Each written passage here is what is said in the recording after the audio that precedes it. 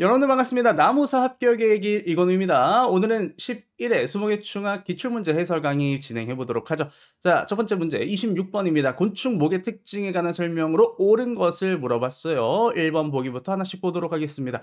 1번 참나무 시드름병의 매개충이 누굽니까? 광릉긴 나무좀이죠. 이 친구는 노린재목하고는 거리가 상당히 멀다. 그렇죠? 노린재목 같은 경우에는 지백을 쪽쪽 빨아먹는 형태의 친구들인데 광릉긴 나무좀 같은 경우에는 천공성 해충, 그죠? 딱정벌레목에 속하는 친구들입니다. 2번 벼룩목은 원래 날개가 없는 무시아강에 속한다라고 되어 있어요. 우리 곤충강을 크게 두 개로 나누죠. 날개가 존재하면 유시아강, 그렇지 않으면 무시아강으로 나뉘게 되어 있는데, 자, 생각을 해볼게요. 우리 벼룩 같은 경우에는 날개가 있다 없다? 날개가 없다. 그러니까 무시아강 맞네? 이렇게 생각하실 수가 있단 말이에요. 이거 출제자가, 이 문제 출제자분께서 아주 자세하게 함정을 파놓은 겁니다. 벼룩은요, 원래는 날개가 있었어요.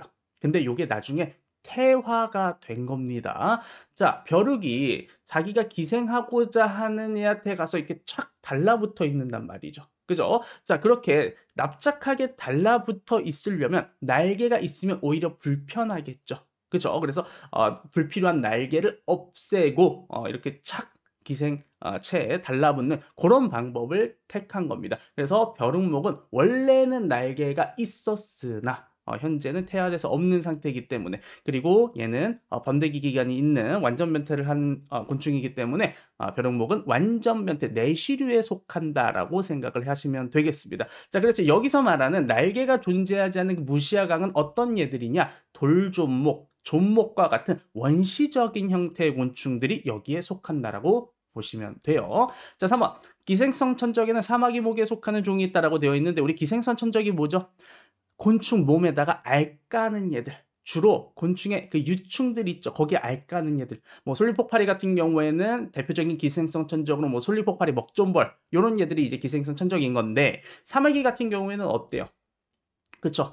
이 날카로운 요 다리로 가져다가 먹이를 붙잡고 그다음에 어떻게 하죠? 막 먹죠. 갉아먹죠. 그쵸? 요런 경우에는 우리가 기생성 천적이라고 부르지 않고 포식한다, 먹는다. 그래서 포식성 천적에 포함이 되는 것이 이제 사마귀 목에 속하는 종들이 있다. 요렇게 이제 설명을 해야 맞는 설명이 되는 거겠죠.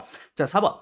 나비목 유충의 잎 구조는 찔러 빠는 형태가 아니죠. 유충 같은 경우에는 어때요? 나뭇잎을 갉아먹는단 말입니다.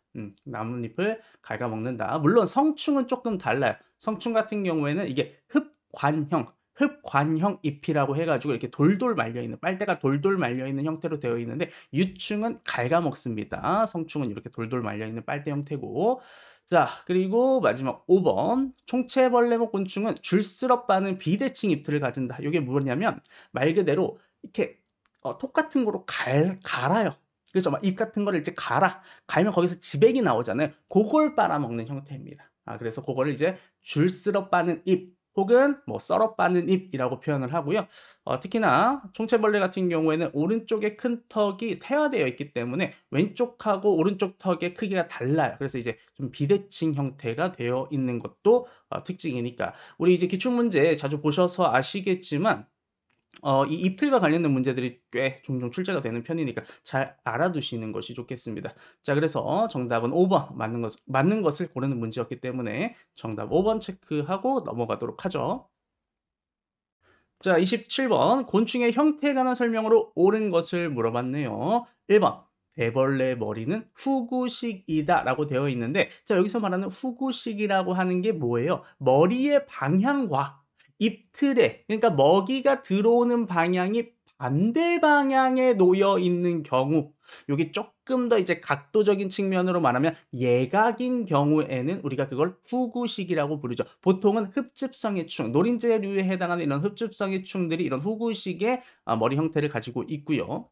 어 아래로 머리는 이쪽인데 잎틀이 아래로 향해 있는 얘들이 있어요. 메뚜기 같은 얘들. 그런 얘들은 하구식이라고 부르는 거고, 잎틀이 머리 방향과 동일한 곳으로 나 있는 것을 정구식이라고 부릅니다. 그래서 우리가 대벌레 같은 경우에는 잎틀이 머리 방향과 동일하게 되어 있기 때문에 요거는 전구식이라고 써야 맞는 표현이 되겠죠. 1번은 틀린 보기. 2번 미국 흰불나방의 번데기는 위용이다라고 되어 있는데 우리가 번데기의 형태를 크게 피용, 나용, 위용으로 나눈다라고 했을 때 미국 흰불나방, 나방, 이 나비목에 해당하는 얘들은 피용의 형태의 번데기를 가지고 있다. 위용의 형태를 가지고 있는 것은 누구다? 파리류가 위용의 형태를 가지고 있는 번데기가 되겠죠. 그렇기 때문에 2번도 틀린 보기가 되겠습니다. 자, 3번. 소나무좀 유충은 배다리를 가지고 있다. 배다리라는 게 뭡니까? 본래 곤충의 다리는 가슴에 달려 있는데 배에 있는 애들이 있어요. 나비목, 벌목, 밑들이목 같이 요런 얘들은 요렇게 배다리가 있는 경우가 있다. 배 아래쪽에, 그렇죠? 배 아래쪽에 요렇게 움직임, 보행을 도와주는 부속지가 있습니다. 자, 그래서 요거 같은 경우에는 나비목, 벌목, 밑들이목에서 관찰을 할 수 있고 소나무 좀과는 조금 거리가 멀리 떨어져 있다라고 볼 수가 있겠죠. 3번도 틀린 보기. 자, 4번. 매미나방 수컷 성충의 더듬이는 실 모양이다. 우리 매미나방 같은 경우에는 수컷 성충과 암컷 성충의 형태가 다르기로 아주 유명한 그런 이제 곤충입니다. 해충이죠. 자, 그래서 실 모양 같은 경우에는 암컷 성충이 가지고 있는 더듬이의 모양인 것이고 깃털 모양을 가지고 있는 것이 이제 수컷 성충이기 때문에 매미나방의 암컷 성충의 더듬이가 실 모양이다. 이렇게 했어야 맞는 보기가 되겠죠. 4번도 틀린 보기가 되겠습니다.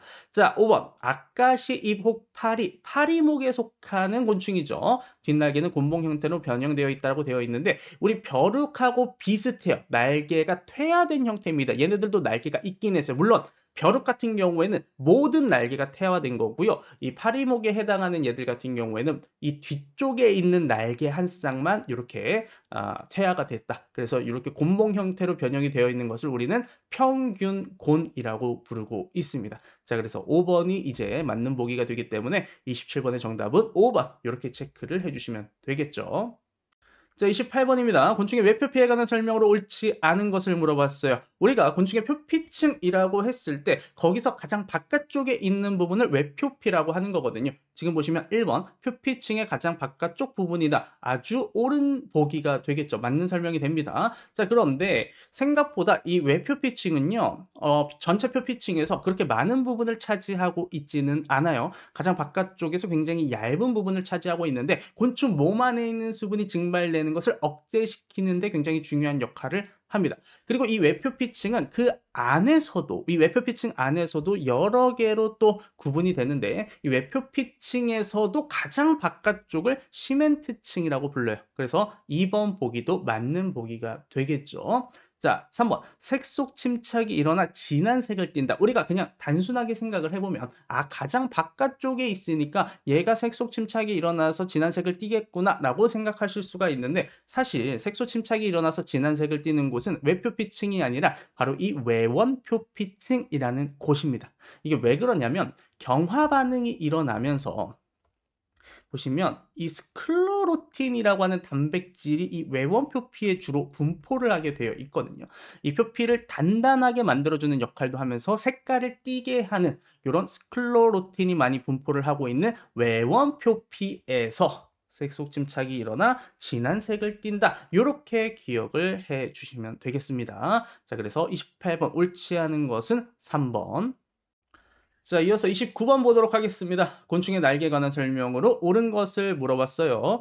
1번. 꿀벌은 날개 가시형의 연결 방식을 취한다고 되어 있습니다. 이 앞날개랑 뒷날개가 연결되는 방식은 크게 세 가지가 있는데 지금 문제에서 나온 날개 가시형 같은 경우에는 뭐냐면 뒷날개에 있는 날개 가시가 앞쪽으로 뻗어 나와서 앞날개에 있는 요 간직 틀에다가 연결되는 방식입니다.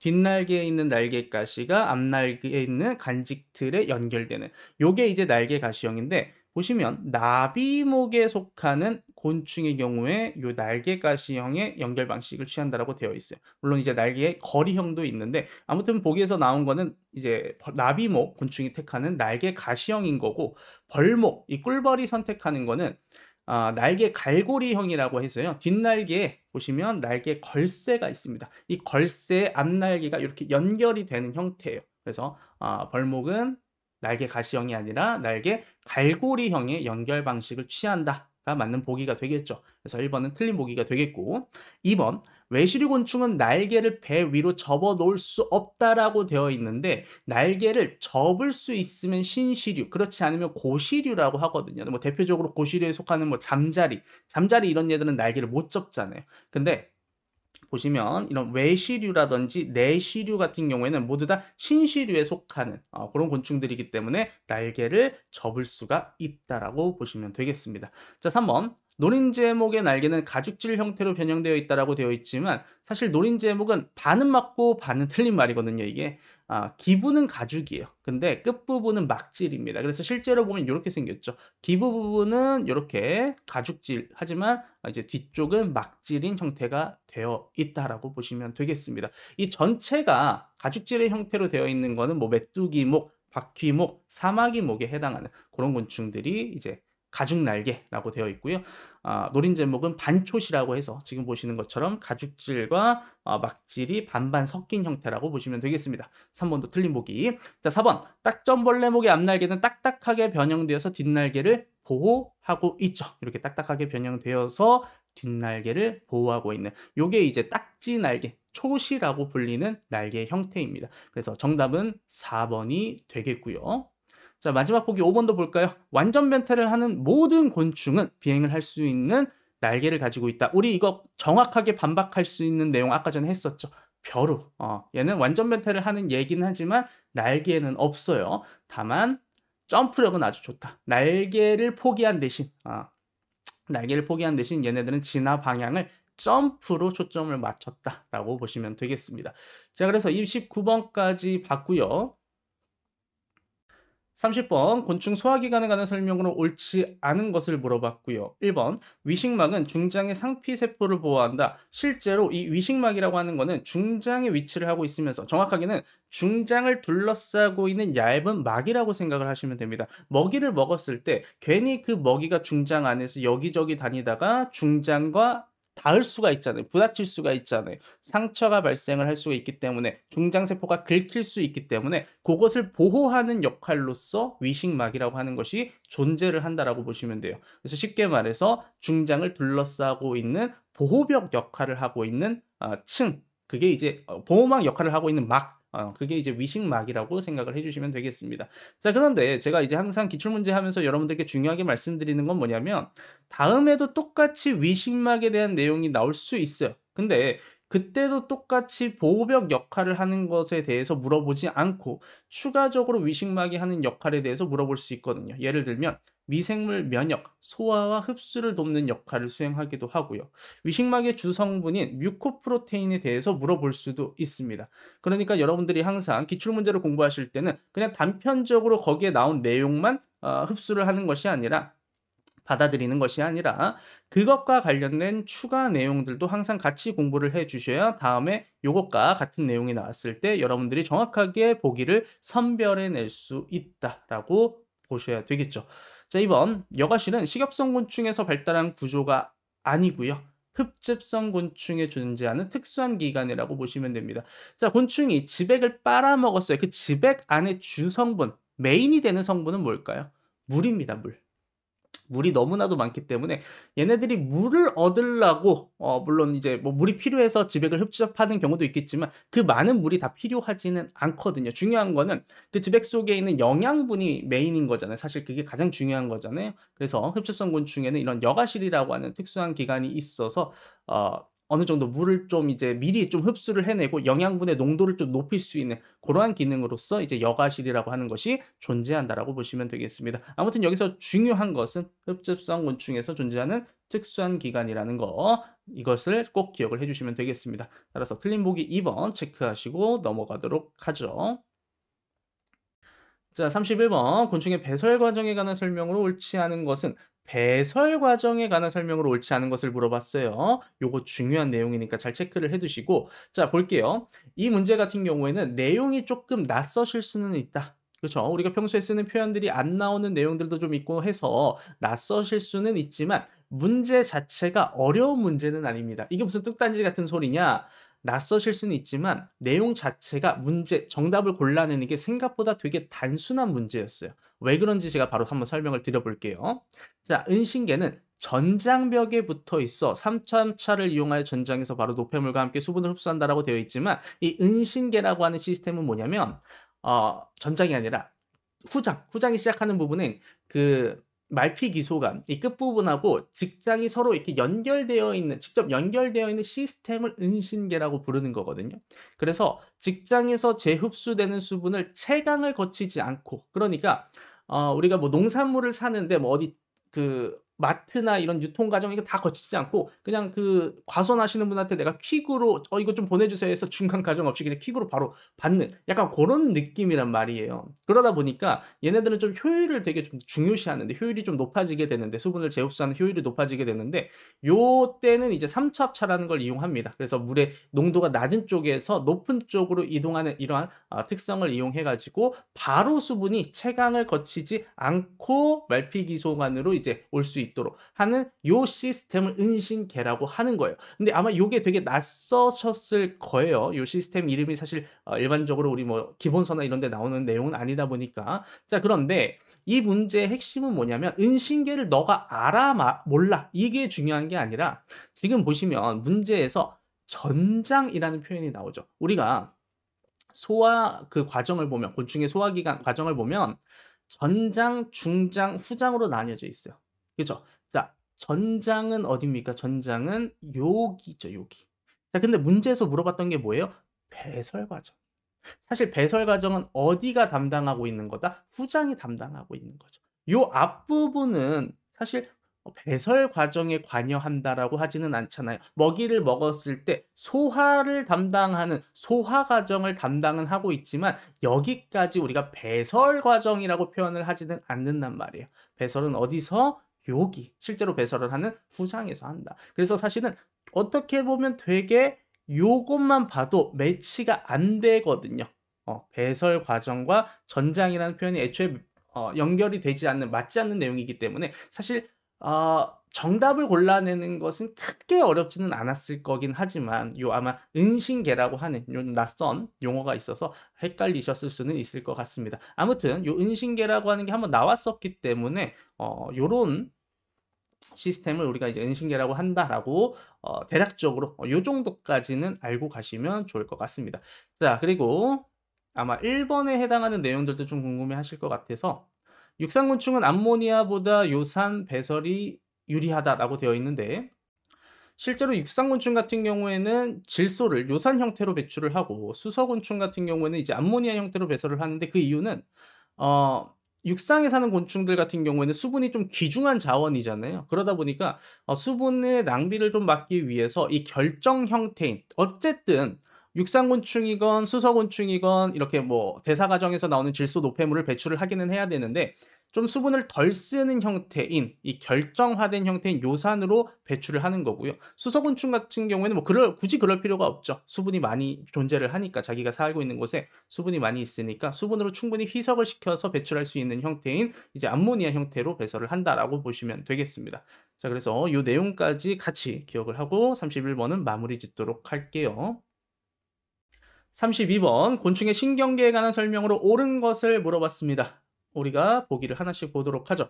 억제성 신경 전달 물질은 가바이다라고 되어 있어요. 우리가 신경 전달 물질을 쓰이는 곳이 어디예요? 바로 이 뉴런과 뉴런 사이를 잇는 부분, 영어로는 시냅스라고 하고 보통 시험에서는 신경 연접이라고 표현을 많이 하죠. 이 부분을 우리가 확대를 해서 보면 우리가 앞전에 있던 뉴런 끝부분에서 새로 시작하는 뉴런으로 뭘 보내줍니까? 신경 전달 물질이라는 걸 보내줍니다. 이 신경 전달 물질은 두 종류. 첫 번째 뭐예요? 활동 전이를 발생시키는 흥분성 신경 전달 물질이 있어요. 대표적으로 뭐가 있습니까? 아세틸콜린이라는 게 있죠. 반대로 이 활동 전이를 억제시키는 신경 전달 물질도 있어요. 바로 보기에서 나온 가바입니다. 자, 그래서 요게 사실 우리가 예전에 8회 기출문제에서 나왔었던 적이 있거든요. 그때는 어떻게 나왔었냐면 보기 4번을 보면 신경 전달 물질에는 아세틸콜린과 가바 등이 있다라고 되어 있습니다. 여기 이제 맞는 보기, 옳은 보기로 나왔었는데 그때는 그냥 흥분성 신경 전달 물질, 억제성 신경 전달 물질을 구분하지 않고 얘네들을 통째로 신경 전달 물질로 퉁쳐서 낸 거예요. 근데 그거에 이제 한번 업그레이드가 돼서 가바가 억제성 신경 전달 물질이라는 걸 아니? 요렇게 물어본 겁니다. 아세틸콜린은 흥분성 신경 전달 물질, 가바는 억제성 신경 전달 물질. 요렇게 나왔던 거니까 우리가 항상 기출 문제를 공부를 할 때는 단순하게 아세틸콜린과 가바는 신경 전달 물질이구나 끝이 아니라 신경 전달 물질 중에서도 얘는 흥분성이고 얘는 억제성이구나 이런 것들 추가적으로 공부를 해놔야 이렇게 문제가 좀 바뀌어서 나왔을 때도 충분히 우리가 해결을 잘 해낼 수가 있게 되겠죠. 정답 1번 이렇게 체크를 하고 넘어가시면 되겠습니다. 자, 2번 보도록 하죠. 중대뇌는 관감각을 수용하는 신경절이다. 아닙니다. 중대뇌는 뭘 담당합니까? 더듬이와 관련된 부분을 담당을 하는 게 중대뇌고 눈과 관련된 이 관감각과 관련된 내용은 이제 전대뇌가 담당을 하고 있기 때문에 틀린 보기가 되겠고요. 자, 3번 휴지 전이 시 신경세포와 세포돌기의 내부는 양전하를 띈다라고 되어 있어요.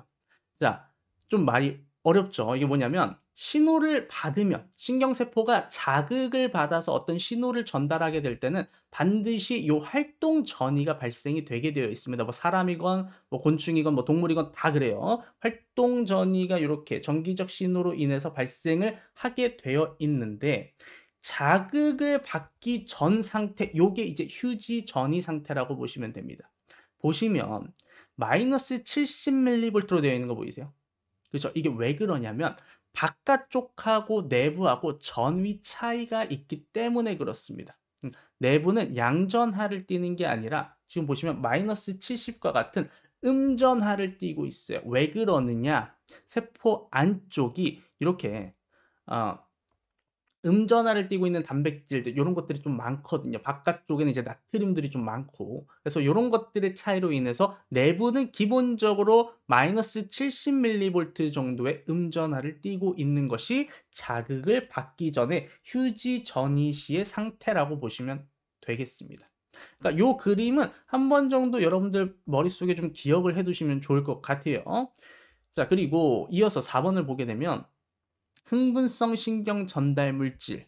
그러니까 활동 전이를 발생시키는 흥분성 신경 전달 물질은 염소 이온 통로를 개방한다라고 되어 있잖아요. 자, 활동 전이가 발생을 한다라는 건 요렇게 지금 마이너스 70에서 대략 35mV까지 올라간다라는 건데 염소 이온은 보시면 염소 이온은 음전하를 띠고 있어요. 그러면 올라갈 수 있다 없다? 없다라는 거죠. 오히려 내려가겠죠. 전이가. 자, 그래서 흥분성 신경 전달 물질은 연접후 세포막의 염소 이온 통로를 개방하는 것이 아니라 나트륨이나 칼슘 이온과 같은 이렇게 양이온의 통로를 개방을 하는 것이고요. 그렇게 함으로써 전이값이 올라가게 되겠죠. 그죠?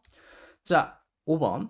중추신경계는 뇌 아래 신경절, 가슴 및 내장 신경절로 구성이 되어 있다가 아니고 뇌, 식도 아래 신경절, 복부 신경색 이렇게 세 가지로 구성이 되어 있다까지도 꼭 알고 계시면 되겠죠. 지금 내용은 이렇게 나왔지만 다음에는 요 내용들 물론 아까 전에 요 내용도 나왔지만 계속해서 요 디테일한 부분들을 또 계속 물어볼 거거든요. 우리 앞으로 시험에서 같이 요 주제에 대해서 다 알고 계셔야 된다. 그래서 이 정도까지 하고 32번 마무리 지어보도록 하겠습니다. 33번 곤충의 감각기관에 관한 설명으로 옳은 것을 물어봤습니다. 자, 하나씩 보기를 보도록 하죠. 11회 같은 경우에는 특히나 이 수목외충학이 굉장히 어려웠다라고 이제 많은 수험생분들께서 말씀을 해주셨는데 아마도 이런 이유였었던 것 같아요. 문제가 대부분 옳은 것을 고르는 문제였었거든요. 옳지 않은 것을 고르는 문제는 사실 좀 골라내기가 상대적으로 수월한데 아무래도 옳은 것을 골라라 라는 형태의 문제가 많다 보니까 조금 난이도가 높게 느껴지셨을 것 같긴 합니다. 자, 1번 다리의 진동과 청각 기능을 수행하는 것은 존스톤 기관이다. 자, 우리 존스톤 기관 어디 있는 예죠? 정확하게 더듬이의 흔들마디에 있는 예죠. 그래서 곤충에서 소리를 감지하는 곳이 이제 존스턴 기관인 거고 다리의 진동, 청각 기능을 수행하는 것은 존스턴 기관이 아니라 어디다? 무릎 아래 기관이다. 그래서 요거까지 같이 알아두시면 좋겠죠. 자, 2번 완전 변태류의 유충에 있는 유일한 감각 기관은 위톤눈이다라고 되어 있는데 자, 기본적으로 성충과 야충에서 발견되는 것은 등혼눈이고요. 그리고 유충과 일부 성충에서 발견되는 것이 이제 옆혼눈입니다. 혼눈은 크게 두 가지가 이렇게 있고요. 겹눈이 없는 완전 변태류 유충에서 발견이 가능한 건 옆혼눈이기 때문에 문제에서 나온 윗혼눈 요거는 뭐 처음 들어보는 혼눈 이름이네요. 그죠? 그래서 윗혼눈이 아니라 옆혼눈이라고 해야 맞는 표현이 되겠죠. 2번도 틀린 보기. 자, 3번 압력, 중력, 진동 등의 이런 물리적 자극을 느끼는 게 감관체가 아니고 이 감관체라고 하는 것은 빛을 감지하는 부분, 난눈에서 빛을 감지하는 부분을 감관체라고 부르고 있습니다. 자, 4번 근육과 연결 조직 등에 분포하여 다극성 신경세포를 가지고 있는 것은 신장 감각기이다. 자, 신장 감각기가 이 뭐 장기 신장 그게 아니고요. 말 그대로 스트레치라고 이게 쭉쭉 늘어나는 신장이에요. 뭐가 이렇게 쭉 늘어나다 할 때 신장이라는 표현을 쓰잖아요.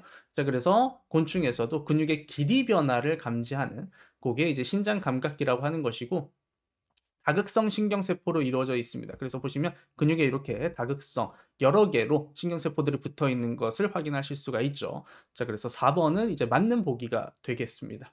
자, 마지막 5번. 뭐 구기, 다리, 산란관 등에 분포하여 용액 상태의 물질에 반응하는 것은 냄새 감각기가 아니라 화학 감각기가 하는 것이고요. 가스 형태는 후각 수용체, 그리고 액체 형태는 미각 수용체가 감지를 한다라고 보시면 되겠습니다. 자, 그래서 여기까지가 33번에 해당하는 내용이었어요.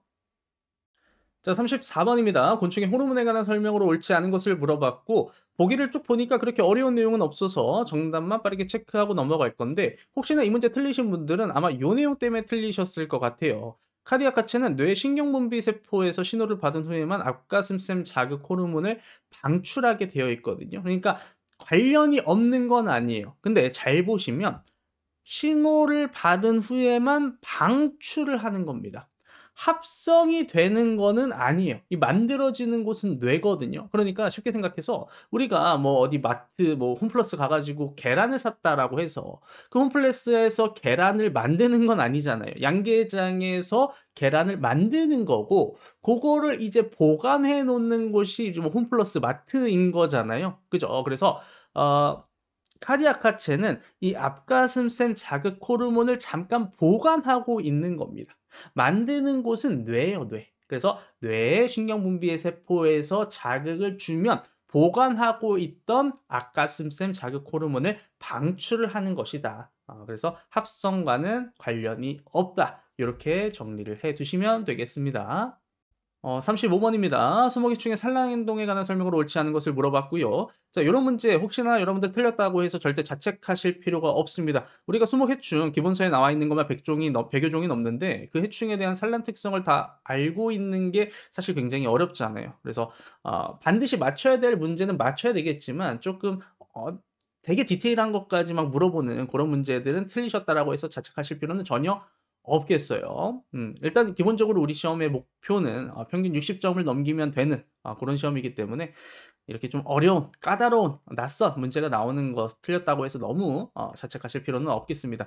자, 기본적으로 이 문제 정답은 5번. 극동등의 입벌은 입 가장자리 속에 이제 알을 덩어리로 산란한다라는 건데, 알을 낳는다라는 건데, 기본적으로 입 가장자리에 알을 낳는 것은 맞습니다. 가장자리 조직 속에 낳는 건 맞지만 이렇게 덩어리로 낳는 것이 아니라 하나씩 하나씩 이렇게 일렬로 알을 낳는다라고 보시면 될 것 같아요. 지금 보시면 알을 낳은 부분이 색이 조금 변해 있죠. 그렇죠? 황색, 갈색 이렇게 좀 황갈색으로 변해 있는 부분들도 확인하실 수가 있습니다. 기본적으로 덩어리로 알을 산란하는 경우는 뭐 매미나방이나 꽃매미 이런 친구들이 있고 아무튼 극동등의 이빨 같은 경우에는 하나씩 이렇게 조직 속에다 알을 낳는다라고 보시면 되겠습니다. 자, 모든 해충에 대한 산란 형태를 뭐 알면 좋겠지만 현실적으로 어렵기 때문에 기본적으로 우리 시험에 나왔었던 애들 정도는 파악하고 가는 거 그 정도 추천드릴게요. 자, 36번도 마찬가지입니다. 곤충의 방어 행동 관련 용어에 대한 설명으로 옳지 않은 것을 물어봤고, 요 문제의 정답은 5번인데요. 그 말인즉슨 1번부터 4번까지의 보기는 옳은 설명이라는 거니까 반드시 요 내용을 학습하시고, 그러면 왜 5번에 해당하는 내용이 틀렸는지도 보도록 하죠. 베이트형 모방, 베이츠의태라고도 부릅니다. 요거 똑같은 표현이에요. 독을 가지고 있는 곤충들끼리 유사한 패턴을 유지하여 공격을 피하는 전략적 행동이다. 자, 요렇게만 보면 도대체 무슨 말인지 잘 이해가 안 되실 텐데, 요 친구가 누구죠? 요 친구는 벌처럼 생겼지만 사실 벌이 아니에요. 꽃등애입니다. 이 친구는 꽃등애예요. 독이 있을까요? 없을까요? 꽃등에는 독이 없습니다. 독이 없어요. 근데 외형적으로는 어때요? 지금 누굴 흉내냈어요? 독이 있는 벌을 흉내냈죠. 그럼으로써 생존 확률을 높이는 전략을 택한 것이 바로 베이츠형 모방 혹은 베이츠의태라는 겁니다. 근데 지금 보시는 독을 가지고 있는 곤충들끼리 패턴을 유지하는 거는 밀러의태라는 거예요. 둘 이상의 유해한 종이 서로 닮은 거죠. 그러니까 건달이 두 명 있어. 둘 다 나빠. 둘 다 유해해. 건달이 A 건달이 있고 B 건달이 있는데, 예를 들어 A 건달이 팔에다가 문신을 잔뜩 했어요. 그럼 내가 길 가다가 한번 그 A 건달한테 돈을 뜯겼어. 자, 그러면 앞으로 길 가다가 B 건달을 만나도 B 건달 이렇게 문신하고 있으면 내가 피할 거 아니에요. 그죠? 그래서 둘 이상의 유해한 얘들끼리 서로 닮아서 패턴을 유지하는 거는 밀러어테라고 하는 거고, 독이 없는데 있는 척 하는 거, 나는 해롭지 않은 얘인데 해로운 얘인 척 이렇게 흉내내는 것을 베이츠 의태, 베이트형 모방이라고 한다라고 보시면 되겠습니다. 자, 그래서 여기까지 해서 36번에 해당하는 내용 살펴봤고요. 자, 37번 수목해충의 월동 생태에 관한 설명으로 옳지 않은 것을 물어봤습니다. 개인적으로 이 문제는 좀 치사하지 않나 싶어요. 보통 우리가 해충의 월동태, 그리고 이제 연발생일수 요 정도는 다 외우고 간단 말이죠. 근데 지금 보면 4번이 정답인데, 벚나무 모시나방이 유충으로 지피물이나 낙엽 밑에서 집단으로 월동하는 것은 맞거든요. 근데 노숙유충으로 월동을 하지는 않습니다. 어린 유충으로 월동을 해요. 노숙유충이 뭐예요? 번데기가 되기 직전 상태인 유충. 요게 이제 우리가 노숙유충이라고 부르는 거 아니겠습니까? 근데 노숙유충이 아니라 어린 유충의 상태로 월동을 한다라고 해서 4번 보기가 틀린 거예요. 그래서 요 문제는 사실 좀 어려웠다. 왜냐면 우리가 보통 암기를 해도, 월동태 암기를 해도 그냥 유충으로 월동한다 정도만 암기를 하지, 뭐 어린 유충으로 월동한다, 노숙유충으로 월동한다, 요거까지는 잘 구분을 하지 않으니까, 그래서 요게 조금 문제를 풀기가 상당히 좀 까다로웠다, 어려웠다라고 볼 수가 있을 것 같습니다. 자, 그리고 이번에 보시면 요 내용도 궁금해하실 것 같아서, 거북밀깍지벌레 같은 경우에는 교미 후에 암컷 성충만 월동을 하거든요. 왜냐하면 교미 후에 이제 수컷 성충은 바로 죽기 때문에 암컷 성충으로만 월동하는 내용이 맞습니다. 자, 그래서 37번 옳지 않은 거 4번 이렇게 체크하고 넘어가도록 하죠.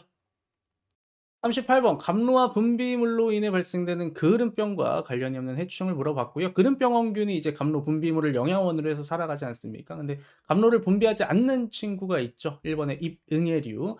논인 제목의 흡집성 해충은 이제 감로를 분비시켜서 그름병을 유발하지만, 잎응애류는 그렇지 않기 때문에 틀린 관련이 없는 그런 해충은 잎응애류로 체크를 하시면 되겠습니다.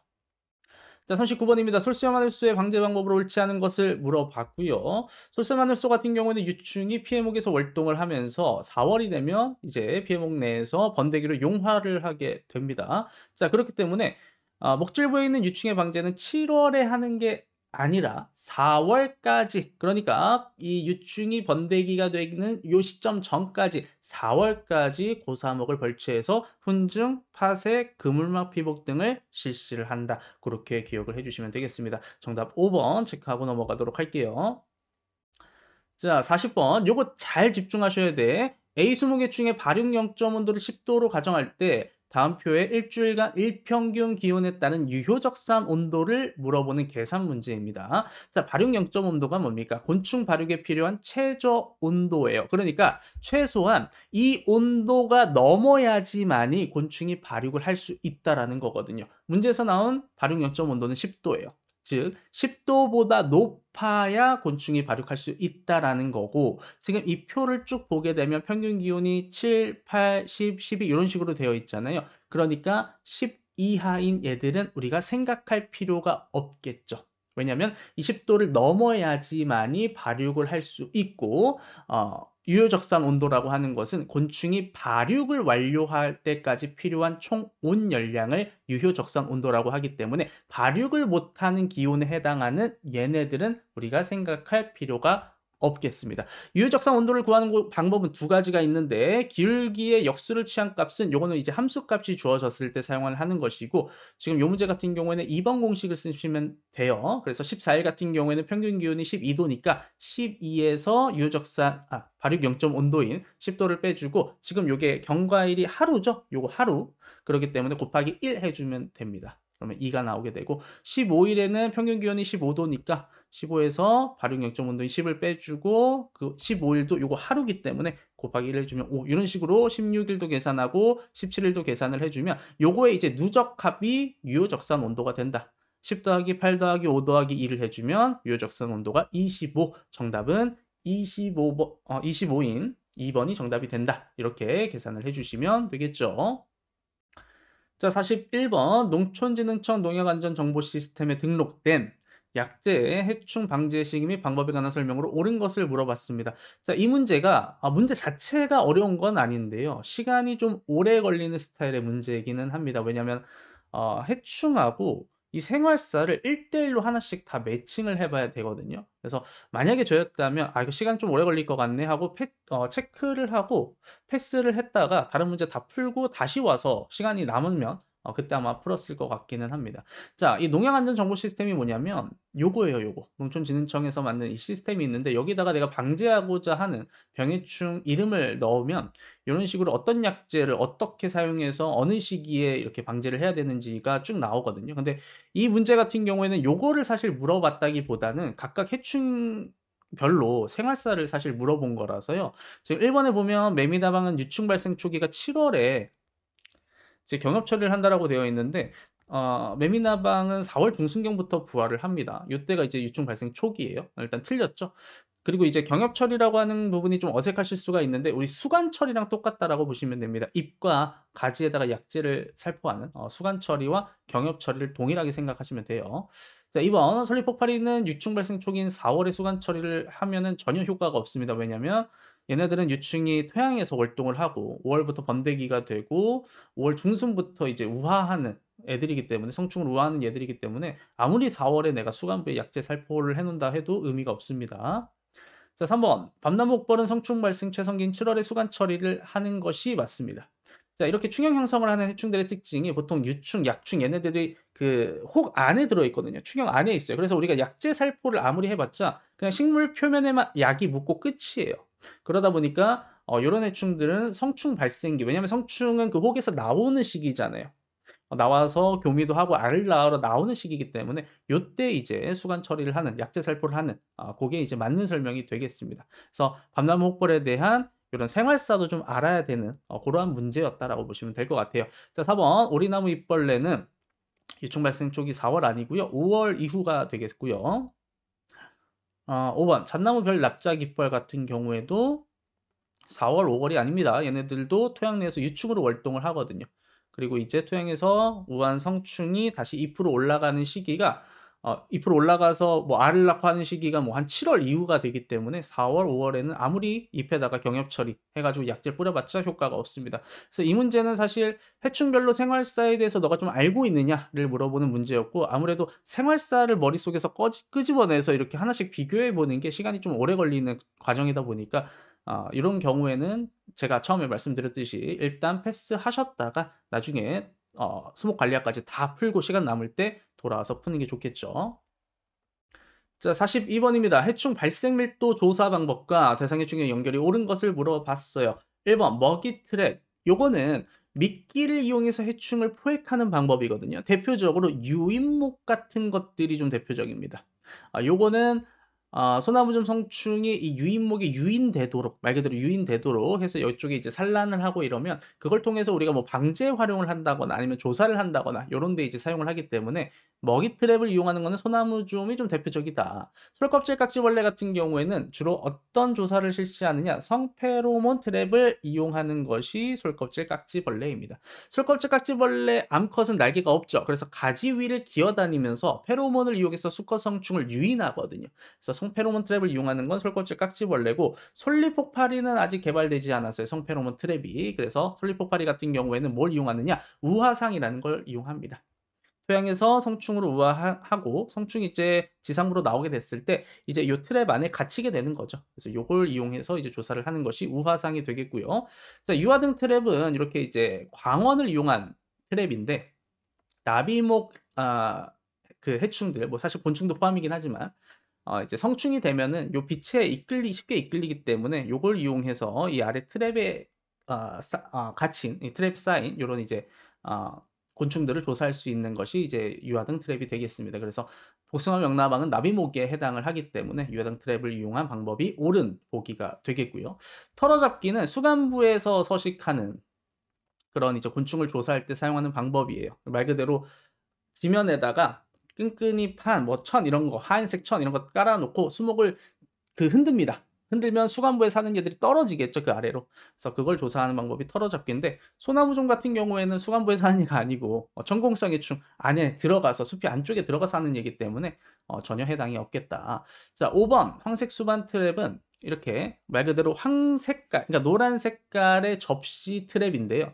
요 안에 물이 들어가 있어요. 그래서 이쪽에 이 황색 그 색깔에 이끌리는 해충들을 채집하는 데 사용하는 방법이고 대표적으로 뭐 진딧물이나 총채벌레 요런 것들을 이제 수집할 때 사용을 한다라고 보시면 되겠습니다. 자, 그래서 옳은 보기 3번 유화등 트랩 복숭아 명나방 체크하시고 넘어가시면 되겠죠. 자, 43번 수목해충의 친환경 방제 방법에 관한 설명으로 옳지 않은 것을 물어봤습니다. 자, 정답은 2번이고요. 소나무 좀에 대한 방제 방법은 크게 5가지만 알고 계시면 되는데 수세가 약한 나무만을 가야 하기 때문에 수세를 강화시키는 것이 가장 좋은 방법이고요. 수세가 약하거나 이미 죽은 나무라면 제거를 해 주는 것이 맞겠습니다. 자, 그리고 1, 2월 중에 벌채된 소나무 원목을 잎내 세운 뒤 우리 아까 전에 봤었던 그거 뭐예요? 먹이 트랩, 유인목을 이용한 방제법. 그죠? 월, 하, 수내 수피를 벗겨 유충을 구제하는 방법이 있고 후식 피해를 입은 가지를 제거한다. 그죠?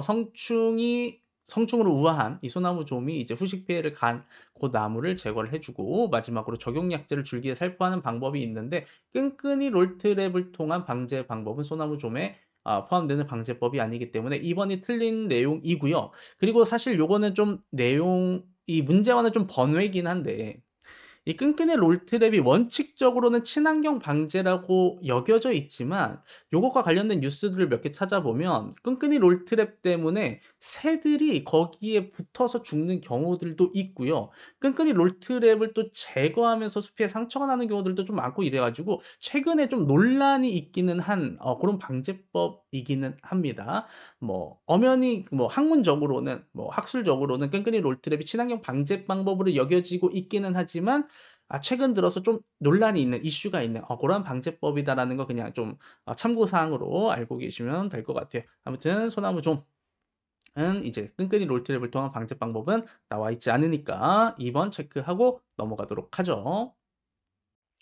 44번 진딧물류 중 기주 전환을 하지 않는 종만을 나열한 것은 즉 중간 기주가 없는 얘들만 골라라 라는 문제죠. 자, 그러면 중간 기주가 있는 얘들만 한번 찾아보겠습니다. 첫 번째 붉은 테두리 진딧물은 벚나무류를 주로 가해하고 이제 여름이 되면은 벽과 식물로 이동을 하죠. 물풀의 면충도 마찬가지 이름에서처럼 알 수 있듯이 물풀의 나무, 들매나무를 주로 가해하고 이제 중간 기주로는 전나무를 그죠 가해를 하게 됩니다. 이제 여름철에 전나무를 가해하게 되고 외줄면충은 느티나무를 가해하고 중간 기주로는 대나무, 마지막으로 조팝나무 진딧물 같은 경우에는 조팝나무를 가해하면서 중간 기주로는 명자나무, 정식 명칭은 명자꽃이긴 한데 아무튼 명자나무, 귤나무를 가해하는 그러한 해충이 되겠습니다.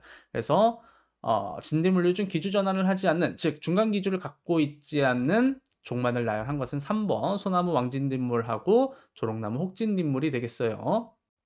자, 45번입니다. 천적이 기준 및 방사 시기에 관한 설명으로 옳지 않은 것을 물어봤어요. 우리 기출 문제들을 기존에 많이 봐오셨던 분들이라면 아시겠지만 사실 기존에는 이 해충의 천적이 얘가 맞냐 정도까지만 물어봤었단 말이죠. 근데 이번 시험에서는 뭐까지 물어봤다? 방사 시기가 맞냐라는 것까지 물어봤습니다. 그러니까 난이도가 한층 더 높아진 형태라고 보시면 되겠어요. 자, 이 문제의 정답은 4번인데요. 혹파리살이 목존벌 같은 경우에는 솔잎혹파리의 기생성 천적이죠. 근데 11월에 방사를 하지 않고 5월에서 6월 말에 방사를 합니다. 요거는 여러분들이 이유를 조금 알아 놓으시면 납득하실 수가 있어요. 이 기생성 천적은요, 주로 대상으로 하는 게 유충이거든요. 물론 알에도 기생시킬 수 있어요. 산란관을 꽂고 알을 낳을 수 있는데 보통은 유충에다가 산란관을 꽂고 몸 안에다가 알을 낳습니다. 근데 5월에서 6월 말에 하는 이유는 뭐냐면, 자, 보세요. 이 솔잎폭파리 유충은요, 9월 하순부터 벌레 혹에서 탈출해서 땅에 떨어져 월동을 한단 말이에요. 근데 11월에 그럼 얘를 풀어봤자 땅에 있는 그 유충에다가 산란관을 꽂고 방지하기가 상대적으로 좀 쉽지 않겠죠. 그리고 두 번째로는 이미 두 번 탈피를 했어요. 이 솔잎 폭발이 유충의 그 표피층이 단단해져 있는 상태란 말이에요.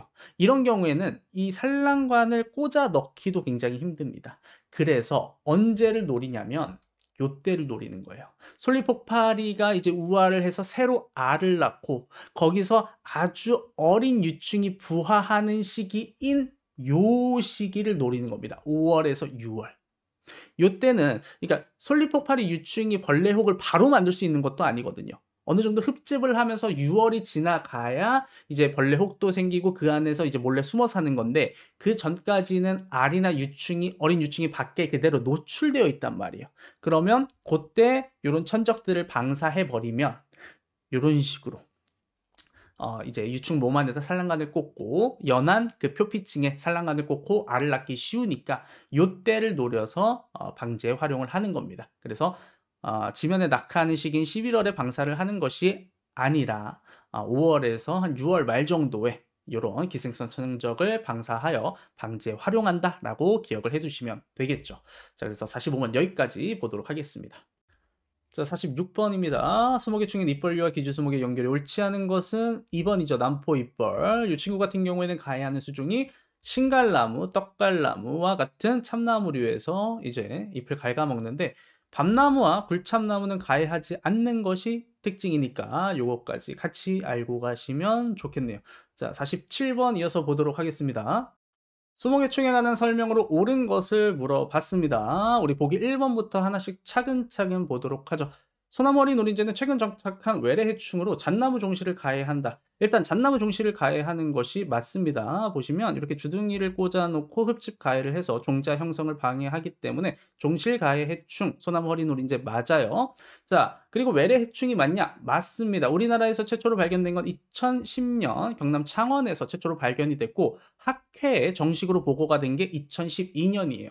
그동안 좀 잠잠하다가 2020년대에 들어와서 우리 잣나무 하면 유명한 곳 있죠. 바로 가평. 가평에서 이 소나무 허리 노린재로 인한 큰 피해가 발생을 계속해서 하고 있거든요. 그래서 아마 문제에서는 최근 정착한 외래해충의 의미로서 2020년대 피해가 크다라는 것 때문에 최근 정착한 외래해충이라고 문제로 나온 것 같은데 좀 개인적으로 좀 아쉬운 게 최근 정착한이라는 게 좀 어떻게 보면 해석이 주관적일 수가 있잖아요. 그래서 비교적 최근에 정착한 이런 식으로 보기가 있었으면 더 좋지 않았을까 하는 살짝 아쉬움이 있습니다. 아무튼 1번이 정답이 맞고요. 나머지 2번 황다리 동나방은 회화나무 가로수에서 발생한다? 아니죠. 층층나무만 가야 하는 단식성의 충이 황다리 동나방이기 때문에 전혀 상관이 없다. 3번 미국 흰물나방은 북미로 출항하는 선박에 알덩어리가 존재하는지 여부를 검사받을 필요가 없죠. 왜? 얘는 아시아에서 북미 지역으로 이렇게 해충이 퍼진 케이스가 아니라 반대로 북미 지역에서 아시아, 우리나라로 이제 들어온 외래 해충이기 때문에 우리나라 선박이 북미로 갈 때 이 해충에 대한 이 미국 흰물나방에 대한 그 검사를 받을 필요는 없겠습니다. 다만 우리 매미나방 있죠. 매미나방 같은 경우에는 검사 규정이 있어요. 그래서 북미로 출항할 때 아시아 매미나방, 이 매미나방에 대한 검사를 반드시 진행해야지만 출항이 가능하다라는 것까지도 같이 알아두시면 좋겠어요. 자, 갈색날개 노린재는 2년생 가지에 상처를 내서 산란을 한다. 아니죠. 요렇게 생긴 친구예요. 가지에 상처를 낼 힘이 많지 않은 친구입니다. 잎에다 그냥 이렇게 산란을 합니다. 2년생 가지에 상처를 내서 이제 산란을 하는 얘는 말매미죠. 예, 말매미가 2년생 가지에 상처를 내서 이제 산란을 한 그러한 특징이 있습니다.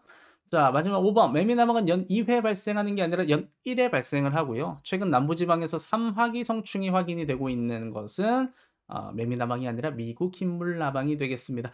자, 그래서 나머지 보기들도 다 살펴봤고 정답 1번 체크하시고 48번으로 넘어갑시다. 수목 해충별 가해 부위 연간 발생 횟수 월동태 연결이 옳은 것을 물어봤습니다. 자, 연 발생 횟수 월동태는 반드시 외워야 된다라고 말씀드렸어요. 4번이 정답인데 다른 얘들은 뭐가 틀렸나 보니까 1번 붉은 매미나방 같은 경우에는 이제 알로 월동을 하죠. 솔알랑 명나방은 유충으로 월동을 하고 사철나무 혹파리는 유충으로 월동을 하고 혹응애 밤나무 혹응애라고 보통 많이 표현을 하는데 요건 이제 수회 발생을 하기 때문에 여러 번 발생을 하기 때문에 요 내용들이 틀렸다. 반드시 연간 발생 횟수 월동태는 꼭 암기를 해 두셔야 2차 때도 써먹을 수가 있습니다. 넘어가도록 하죠. 자, 다음 피해 증상을 유발하는 수목 해충은 49번이고요. 요 아래에 있는 내용들이 딱 이 내용들이거든요. 큰팽나무에 보시면 잎 뒷면은 하얀색 분비물로 깍지를 만들어 놓고요. 그리고 깍지는 두 종류가 있어요. 여름에 만드는 동심원형, 그리고 가을에 만드는 편심원형이 있는데 이게 뭐냐면 깍지가 어떤 모양으로 되어 있느냐, 동그라냐, 아니면 비교적 이렇게 한쪽으로 쏠려 있는 형태냐. 그래서 그 동심원형과 편심원형으로 구분되는 거. 그리고 마지막으로 이 표면에 지금 보시는 것처럼 이렇게 꽃갈 모양을 만드는 요게 이제 큰팽나무이가 하는 그러한 증상, 큰팽나무이가 발생했을 때 나타나는 피해 증상이라고 보시면 되겠습니다. 정답 1번 체크하고 마지막 문제로 넘어가도록 하죠.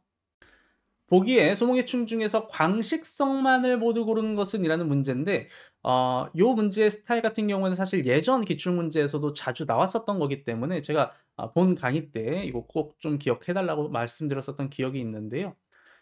단식성, 협식성, 광식성 이렇게 있잖아요. 그래서 그걸 다 외우긴 힘드니까 광식성 정도? 뭐 가능하면 광식성하고 협식성 정도 외워 놓으면 관련된 문제들은 다 정답을 맞히실 수 있다. 그래서 실제로도 보면 미국 흰불나방, 지금 잎응애류에 해당하는 전나무 잎응애, 그리고 뽕나무 깍지벌레, 식나무 깍지벌레까지 해서 요 네 종이 이제 광식성 해충이고 나머지도 보면 기억에 뽕나무이 같은 경우에는 단식성 곤충, 그리고 왕궁깍지벌레 같은 경우에는 협식성, 그리고 검은 뱀의 줄면충과 줄마디 가지나방은 이제 단식성이기 때문에 정답은 니은, 리을, 비읍, 시옷 이렇게 2번이 정답이 되겠습니다. 자, 그래서 오늘 여기까지 11회 수목해충학 기출 해설 강의를 마무리 지어보도록 하겠습니다. 11회 시험 과목들 중에서 수목해충학이 가장 어렵다고 많은 분들이 손꼽아 주셨는데 확실히 좀 까다로운 스타일의 문제들이 있었다. 하지만 계속 누차 말씀드립니다만 우리의 목표는 모든 과목에 평균 60점이 넘는 거잖아요. 그죠? 그래서 좀 많이 틀렸다라고 해서 너무 자책하지 마시고 좌절하지 마시고 꾸준히 학습 이어가 주시면 되겠습니다. 자, 그럼 오늘은 여기까지 해서 마무리 짓도록 하죠. 감사합니다.